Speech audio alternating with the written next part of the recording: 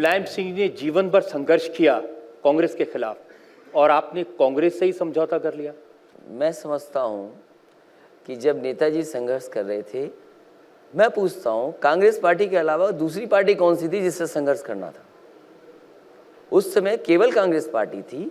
पूरे देश में कांग्रेस पार्टी के खिलाफ लोग लड़ रहे थे और वही नेताजी ने किया। नेताजी भी कांग्रेस पार्टी के खिलाफ रहे। लेकिन आज तो दूसरे दल हैं जो इस समाज में जहर घोलना चाहते हैं। दूसरे दल के ऐसे लोग हैं, जब भी मुंह खोलते हैं उनके नेता कोई न कोई ऐसी बात कहते हैं जिससे समाज में नुकसान हो जाए। तो आज तो वो ताकतें हैं, कम से कम उन ताकतों को रोकने के लिए ये गठबंधन किया है। जिससे गठबंधन किया वो कह रहे थे कि 27 साल यूपी बेहाल, और अब लोग कह रहे हैं कि अखिलेश ने कर दिया कांग्रेस को मालामाल। देखिए, अगर दोस्ती चली तो यही 27 साल बेहाल वाले होंगे कि 27 साल खुशहाल वाले। ये नारा बदल भी सकता है और 27 साल खुशहाली के भी आ सकते हैं। लेकिन आपने कुछ ज़्यादा सीटें नहीं दे दी, 105। मैं समझता हूँ दिल बड़ा होना चाहिए दोस्ती करने के लिए। कंजूस आदमी से दोस्ती क्या करोगे? लेकिन ये दिल बड़ा तो अपनों के लिए भी हो सकता था ना। वो कह रहे हैं कि अपनों पे सितम गैरों पे करम। नहीं, हम तो कहते हैं कि हमारे साथ जितने लोग हैं, इस पार्टी के लोग हैं, वो हमारे साथ हैं सब। अगर शिवपाल जी को 60-70 टिकट दे देते तो इतना झगड़ा ही नहीं होता। राहुल जी को 105 और उनको 1। उस पर मैं इसलिए नहीं करूंगा बात, 11 तारीख के बाद बात करूंगा उस पर। क्या 11 तारीख के बाद तो वो अलग पार्टी बना लेंगे? शायद उन्हें पता होगा कि अगर नई पार्टी बनेगी नए दल में, उनकी सस्ता चली जाएगी। अपनों को थोड़ी बहुत टिकट देने में तो आपको रिलक्टेंस थी, लेकिन राहुल जी को 105, वो 60-70 पे मान जाते। नहीं, मैंने आपसे कहा कि दोस्ती लंबी चले और कम से कम बड़े दिल से, और जो सीटें अगर ऐसी हों कि वो जीत सकते हैं तो देने का काम किया पार्टी ने। मैंने तो ये सुना कि 105 सीटें आपने दी और कांग्रेस के पास तो 105 उम्मीदवार भी नहीं थे, तो 25 उम्मीदवार आपने दिए जो हाथ के चुनाव पर लड़ेंगे। अगर ये बात पता है तो बहुत अच्छी बात है। और ये खराब बात क्या है? तो ये भी पता है कि हेलीकॉप्टर भी आप दे रहे हैं और चुनाव लड़ने का खर्चा भी आप ही दे रहे हैं। नहीं, ये जानकारी गलत है। मैं कैसे खर्चा दे सकता हूँ? अभी तो चुनाव आयोग को हर दिन हिसाब किताब देना है मुझे, ये संभव ही नहीं है। तो आपने जो कांग्रेस जिसका उत्तर प्रदेश में कोई बहुत बड़ा अस्तित्व नहीं था, उसको रिवाइव कर दिया। ये अभी नहीं कह सकते आप। ये तो जब चुनाव का परिणाम आएगा तब पता लगेगा कौन रिवाइव हुआ, कौन पीछे चला गया। इस समझौते से कांग्रेस को फायदा तो होगा, स्वाभाविक है। कम से कम उन्हें फायदा हुआ, हमारी सरकार भी बन रही है, दोनों मिलकर के 300 से ज़्यादा सीटें जीतने वाले हैं। अब सबके भाषण कांग्रेस और समाजवादी पार्टी पे हो गए। आप जिस का भी भाषण अब सुने पिछले 2-3 दिन से, सभी केवल अलायंस को टारगेट कर रहे हैं। अरे 2 कम उम्र वाले लोग साथ आए, अभी कोई सरकार थोड़ी बन गई है। हाँ, लेकिन उन्हें डर लग रहा है कि हाँ, ये दोनों मिलकर के सरकार बना लेंगे। इसमें मुसीबत ये हो रही है कि पैडल आप मार रहे हैं और हैंडल उनके पास है।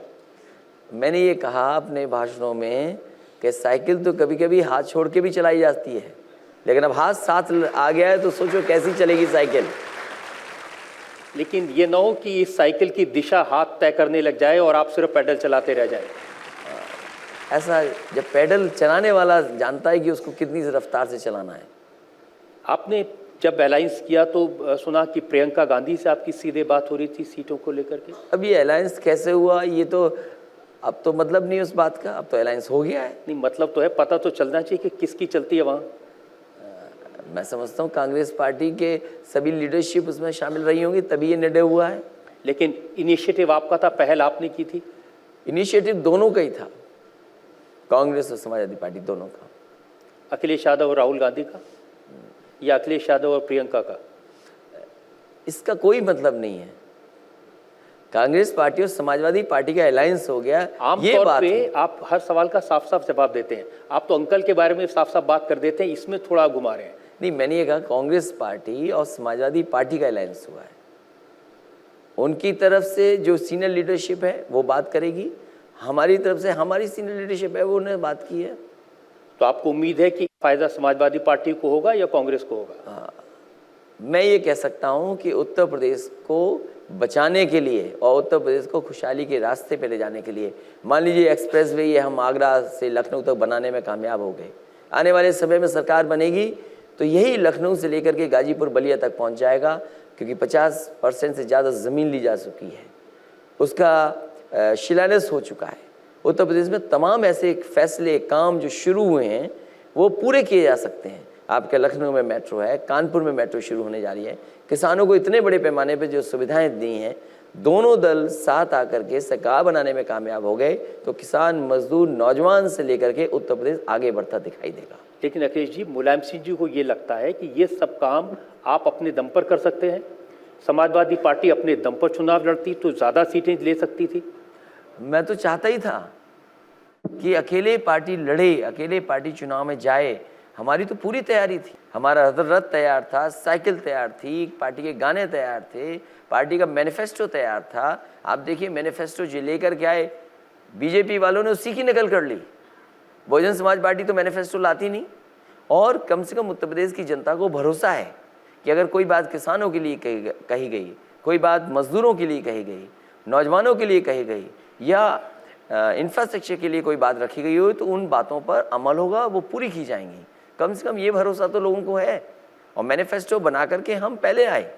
सब तैयारी थी, 400 सीटों पर लड़ने की, रथ तैयार था, साइकिल तैयार थी, मैनिफेस्टो तैयार था, तो फिर क्या हुआ कि आपको रास्ता मुझे वही तो नहीं समझ में आ रहा कि आखिरकार सब कुछ तैयार था, फिर कौन से लोग हैं ऐसे, क्यों समाजवादी पार्टी को रोकना चाहते थे। लेकिन नेताजी तो आज भी इस बात से खुश नहीं है कि आपने कांग्रेस के साथ अलायंस किया, शायद इसीलिए वो कह रहे हैं कि प्रचार नहीं करेंगे।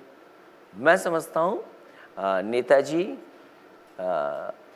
प्रचार भी करेंगे और पार्टी को आशीर्वाद भी देंगे, हमारा तो यही मानना है। आपको लगता है कि उन सीटों पर भी जाएंगे जहां पर कांग्रेस के उम्मीदवार हैं? ये कह पाना मुश्किल होगा कि नेताजी कितनी जगह जाएंगे, लेकिन जहां नेताजी कार्यक्रम देंगे वहां कार्यक्रम होगा उनका। और जो उनकी नाराजगी है इस अलायंस को लेकर के, उसके बारे में आपने उनसे बात की? मैंने उनको जानकारी दी थी, बताया था कि अलायंस होने जा रहा है। उन्होंने सहमति जाहिर की थी या नहीं? बिल्कुल सहमति थी उनकी भी। लेकिन क्योंकि मैंने उनका टीवी पर बोलते हुए उनको देखा, उन्होंने कहा कि ये कांग्रेस के साथ अलायंस वैसे नेताजी की दोनों बातें थी, सहमति भी थी, नाराजगी भी थी। सहमति आपसे और नाराजगी कांग्रेस से? नहीं, मैंने कहा नेताजी अब तो बात वो खत्म हो गई है, अब तो केवल बात चुनाव की और प्रचार की है। पहला चरण, दूसरा चरण, तीसरा चरण का सबके नॉमिनेशंस खत्म हो चुके हैं। तो ये माने कि आपने जो कांग्रेस के साथ जो समझौता किया, कांग्रेस को 105 सीटें दी, ये किसी मजबूरी के तहत दी? कोई मजबूरी नहीं। उत्तर प्रदेश में दोबारा समाजवादी सरकार बने, जिस गति से विकास कार्य यहाँ हो रहे थे उसी गति से आगे बढ़ें, क्योंकि जनता ये चाहती, जनता के बीच में खुशहाली तभी आएगी, लोगों के जीवन में परिवर्तन तब आएगा कि इसी तरीके से काम हो। और दलों ने बहुत निराश किया है। बीएसपी ने क्या किया है वो सबके सामने है। भारतीय जनता पार्टी से बहुत कुछ लगता था लोगों को कि ये काम करेंगे। मैं समझता हूँ इस बजट के आ जाने के बाद लोगों को निराशा आई है। नोटबंदी से लोग परेशान हुए हैं, अर्थव्यवस्था खराब हुई है, किसानों को तकलीफ हुई, मजदूर घर लौट के आ गए। तो कितना नोटबंदी का प्रचार किया गया, सर्जिकल स्ट्राइक के बहाने देशभक्ति जगाई। कोई सर्जिकल स्ट्राइक पहली बार हुई क्या? फौज के लोग बताते हैं ऐसी सर्जिकल स्ट्राइक अक्सर हुआ करती है। दूसरी तरफ नोटबंदी से जो नुकसान हुआ है, मैं समझता हूँ उसकी भरपाई जल्दी होने वाली नहीं है, और लोगों को परेशानी हुई है, तकलीफ हुई है। वो लोग इस बार भारतीय जनता पार्टी के खिलाफ मतदान करने जा रहे हैं। व्यापारियों का नुकसान हुआ है, सब व्यापारी नाराज बैठा हुआ है इस पार्टी से। और फिर देश को क्या दिया है? हम तो कहते प्रदेश को क्या दिया है? कोई बड़ा काम किया हो तो बता दें। इस बजट में उत्तर प्रदेश को कुछ दिया हो तो बता दें। इतने मंत्री बने हुए प्रदेश से, इतने लोकसभा के सांसद हैं, इन्होंने जो आदर्श गांव बनाए उनकी हालत देख ली, आदर्श गांव की क्या हालत है।